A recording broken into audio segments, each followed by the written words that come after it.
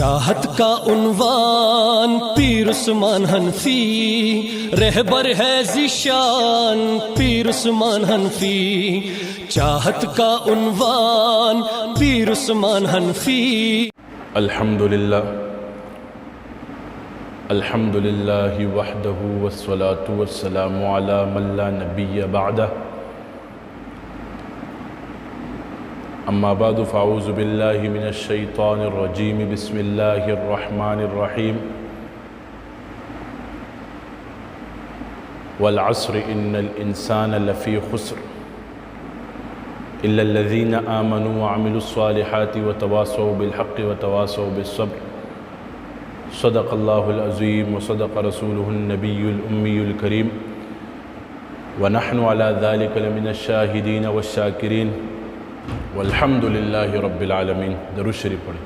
اللہم صلی علی محمد وعلی آل محمد۔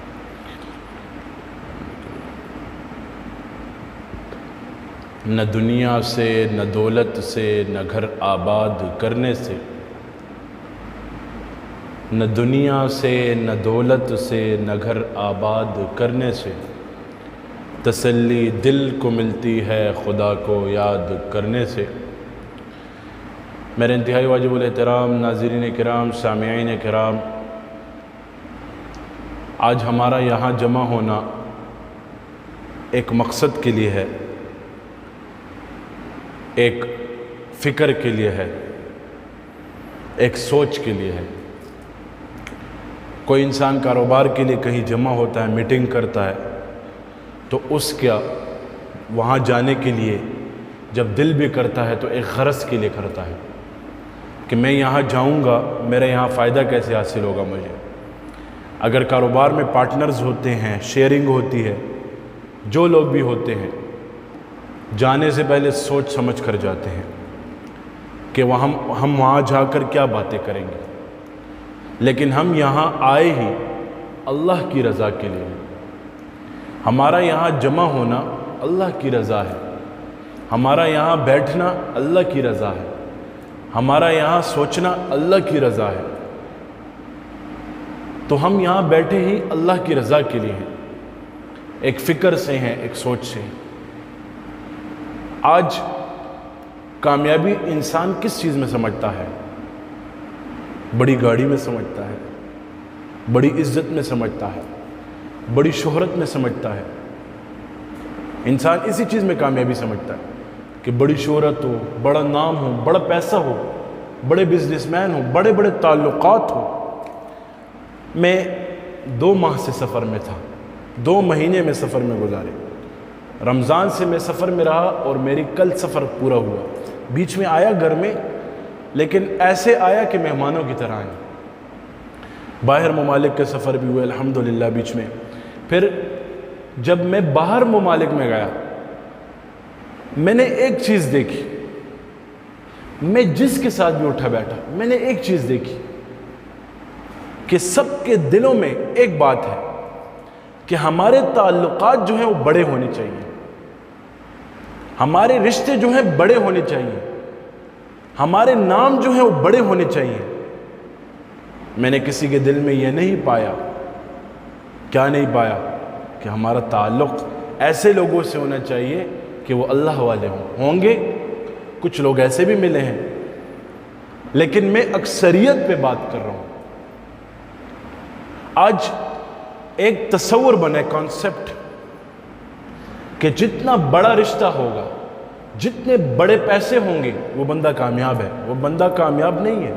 اگر اس کے پیسوں کے ساتھ اس کے ساتھ دین ہے تو وہ کامیاب ہے، اگر اس کے پاس دین نہیں ہے تو وہ کامیاب نہیں ہے، چاہے جتنا بڑا بندہ کیوں نہ ہو، جتنے زیادہ پیسے کیوں نہ ہو۔ ایک جگہ پہ بیٹھنا تھا، میرے پاس ایک نوجوان لڑکا آیا ملاقات کے لیے۔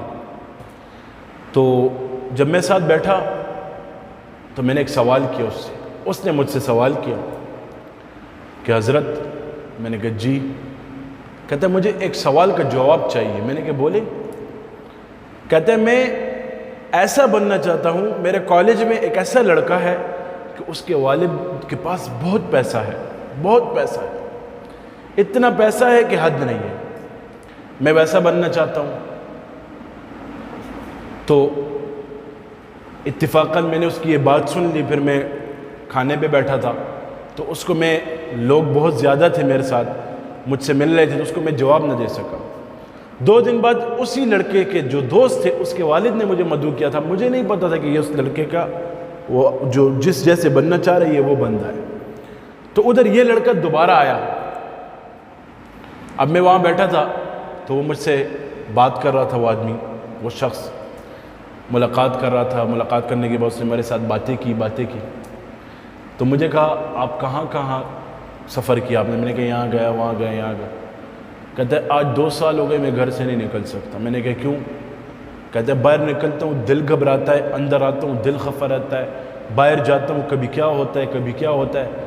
میرے پہ ایک عجیب سی کیفیت ہے اور یہ کیفیت 2-2.5 سال ہو گئے ہیں, تو لہٰذا مجھے اس کا حل بتائیں. میں نے کہا اور؟ کہتا ہے کھانے میں ڈنر ہو لنچ ہو بریک فاسٹ ہو اس میں کھانے میں جو ڈاکٹر کی ہدایات کے مطابق جو کھانا ہے پتہ نہیں کون سی روٹی اور پتہ نہیں کون سے سالن اور کون سی چاہیے ہوگا, اس کے علاوہ کھایا تو تم مر جاؤ. اب عموماً اتفاقاً وہ لڑکا میرے پاس وہیں بیٹھا تھا. میں نے اس کو جانا نہیں لیکن یہ سوال میرے ذہن میں گردش کر رہا تھا. جب نکلا بات ہو گئی. میں نے اس کو جو علاج تھا روحانی طور پر اس کو میں نے بتایا. اس علاج کے مطابق اس کے ساتھ میں نے گفتگو کی, بات چیت کی. تو میں نکلا, وہ لڑکا پھر مجھے مل گیا. نوجوان لڑکا تھا. مجھے کہتا ہے حضرت میں اس جیسے بننا چاہتا ہوں, اس کی ملیں ہیں اس کا یہ ہے, تو میں کیسے بنوں گا؟ تو میں نے اسے کہا وہ تو ایک ٹائم کی روٹی نہیں کھا سکتا, تم اس جیسے بننا چاہتے ہو, بنو تو اللہ والوں کی طرح کہ دنیا والے ان سے ٹائم لیتے ہیں, ان کی قدر کرتے ہیں. تو میری بات کو سمجھ گیا, کلک کر گئی. میں نے کہا اب مجھے دیکھو میرے پاس کیا ہے. میرے پاس دنیا ہے نہیں, میرے پاس کیا ہے؟ ایک لیبل لگا ہوا ہے کہ اللہ کے دین کا کام کرتا ہے. تو اس نے مجھ سے کتنے وقت پہلے فونے کر رہا تھا, وقت لے رہا تھا. آج میں اس کے گھر پہ تب حاضر ہوا, تب میں گیا جب میرے پاس وقت فری تھا. میں مصروف اوقات میں صرف ٹائم بھی میں نے نہیں دیا. تو یہ مجھ سے ٹائم لے رہا ہے اور تم بول رہے ہو میں ایسے بننا چاہتا ہوں. تو آج تصور اور خیالات ٹھیک ہونے چاہیے. دیکھیں ایک بات یاد رکھیں, اللہ والے جو ہوتے ہیں دنیا میں رہتے ہیں لیکن ان کا تعلق ان کا تصور صرف اللہ کے ساتھ جڑا ہوتا ہے, دنیا کے ساتھ نہیں. بڑی بڑی گاڑیوں میں بیٹھتے ہیں, بڑی بڑی شہرتیں ہوتی ہیں, بڑے بڑے نام ہوتے ہیں. ایسے اللہ والے ہوتے ہیں گمنام ہوتے ہیں جو ایک ہاتھ اٹھاتے ہیں, یا اللہ آج بارش ہو جائے تو بارش ہو جاتی ہے, یا اللہ فلاں کا کام ہو جائے تو ہو جاتا ہے. آج ہماری سوچیں ٹھیک نہیں ہے. آج ہم دنیا والوں کو دیکھتے ہیں, آج ہم پیسے والوں کو دیکھتے ہیں, اپنے اللہ والوں کو بھول جاتے ہیں, اپنے اساتذہ کو بھول جاتے ہیں. یہ ہماری غلطی ہے, یہ ہماری کم علمی ہے اور یہ ہمارا نقصان ہے اور ہماری لا علمی ہے. کوئی ہم سے جائے تو ہم پر فرق نہیں پڑتا. الحمدللہ ہمیں ایسی نسبت عطا ہے, ہمارے پاس ایسی نسبت ہے اور ہمیں ایسی نسبت عطا کی گئی ہے, اس پر اگر اللہ کا جتنا شکر ادا کرے کم ہے. کوئی ہم سے جائے ہمیں فرق نہیں پڑتا, اس کو فرق پڑے گا, ہمیں فرق نہیں پڑے گا. اس کو بے شک فرق پڑے گا. کوئی سمجھتا ہے کہ کسی کو میرے بارے میں بات آتی, اس کو چھوڑ دیں گے تو اس کا نام مٹ جائے گا. میں نے بہت پرانی بات کا جواب آج دے رہا ہوں, یاد آ گئی. میں نے کہا اس کو کہہ دینا میرے جانے سے, مجھ سے جانے سے تمہیں فرق پڑے گا, مجھے فرق نہیں پڑے گا. میرے شیخ نے مجھے وہ نسبت عطا کی ہے. اللہ رب العزت کا وہ احسان ہے کہ ہمیں پہاڑ بنایا ہے انہوں نے. تو پہاڑ سے جو سر ٹکراتا ہے وہ اس کا خود سر پھٹتا ہے. اختلاف رکھنے سے اختلاف رکھو, لیکن اختلاف کو اعتراضات پر مت بدلو, اختلافات کو ذاتیات پہ مت بدلو. اپنے سوچے ٹھیک کرو, کسی سے تعلق رکھو محض اللہ کی رضا کے لیے رکھو, خالص اللہ کی رضا کے لیے رکھو. میں آج آپ لوگوں کو نصیحت کرتا ہوں, جتنے بیٹھے ہو, جو سن رہے ہو مجھے, جو مجھے دیکھ رہے ہیں, جو اس کیمرے کے ذریعے سے پھر دیکھیں گے مجھے, میں ان کو ایک نصیحت کروں گا, اگر تعلق کسی سے بھی رکھنا ہے اللہ کی رضا کے لیے رکھنا. اگر بیچ میں لالچ لے تو یہ تعلق چند گھڑیوں کا مہمان ہوتا ہے. اگر کوئی تکلیف کے وقت آپ کا ساتھ دے، تکلیف کے وقت آپ کو بچائے، تکلیف کے وقت آپ کو راحت دینے کی کوشش کرے، اسے ساری زندگی مت بھولنا، اس کو ساری زندگی مت اگنور کرنا، ورنہ تم خسارے میں رہو گے، چاہے دنیاوی ہو یا دینی ہو، تم خسارے میں رہو گے۔ اگر ایک شخص کی وجہ سے تمہیں عزت ملتی ہے تو اس کی کبھی عزت کی بلندیوں پہ جا کر اس کی بے عزتی مت کرنا، ورنہ یہ عزت خاک میں مل جائے گی، عزت خاک میں مل جائے گی۔ اپنی نعمتوں کی قدر کرو، جس کو نیک دوست ملے ہیں وہ نیک دوستوں کی قدر کرے، جس کو برے دوست ملے ہیں وہ برے دوستوں سے بچنے کی کوشش کرے، نیک صحبت میں رہا کرو، اللہ والوں کے ساتھ رہا کرو، چمک جاؤ گے۔ لوگ کہتے ہیں، دنیا دار لوگ اکثر ایک بات کرتے ہیں کہ طالب علم بنو گے، نیک بنو گے، کھاؤ گے کہاں سے؟ میں سفر میں تھا 2 ماہ سے، بیچ میں گھر آیا مہمانوں کی طرح، میں نے آپ کو شروع میں بتایا، لیکن خدا کی قسم باخدا اس نسبت کی برکت سے اور اس دین کی نسبت کی برکت سے خدا کی قسم ایسے ایسے کھانے کھائے جو میں صرف ویڈیو میں دیکھتا تھا، ایسی ایسی نعمتیں ہر جگہ پہ، اور اتنی جگہ مجھ سے رہ گئی، اتنی جگہ ملاقاتیں مجھ سے رہ گئی، اتنی جگہ مجھے ٹائم جو دیا تھا جا نہ سکا، دن میں 2 3 دعوتیں اٹینڈ کرنی پڑی۔ یہ کس کی برکت ہے؟ یہ اس نسبت کی سلسلے کی برکت ہے اور دین کی برکت ہے۔ اپنے نسبت کی قدر کرو۔ میرے جتنے یہاں بیٹھے ہوئے ہیں، پیر بھائی بیٹھے ہیں، شاگرد بیٹھے ہیں، جتنے بیٹھے، ان کو ایک ہی بات کرو، اپنی نسبت کی قدر کرنا، اپنی نسبت کو ہلکا مت سمجھنا، اس کو اونچا سمجھنا، اپنے شیخ کو کبھی کسی سے نیچے نہ سمجھنا، اونچا سمجھنا، تو کامیاب رہو گے۔ کامیابی چاہتے ہو کہ مجھے کامیابی حاصل ہو، مجھے کامیابی ملے، تو اپنی نعمتوں کی قدر کرو، اپنی نعمتوں کی کبھی ناشکری مت کرنا۔ لَإِن شَكَرْتُمْ لَأَزِيدَنَّكُمْ، چاہتے ہو، اللہ فرماتے ہیں قرآن میں، اگر تم لوگ چاہتے ہو کہ میری نعمتیں زیادہ ہوں تو نعمت کی شکر کرو، ہر حال میں شکر ادا کرو، ہر حال میں شکر ادا کرو، ہر حال میں۔ تنگ دستی آ جائے کوئی، اللہ تنگ دستی ہے، ختم کر دے، تو نے لائی ہے، تو ہی ختم کرے گا۔ ہماری کم علمی کیا ہے؟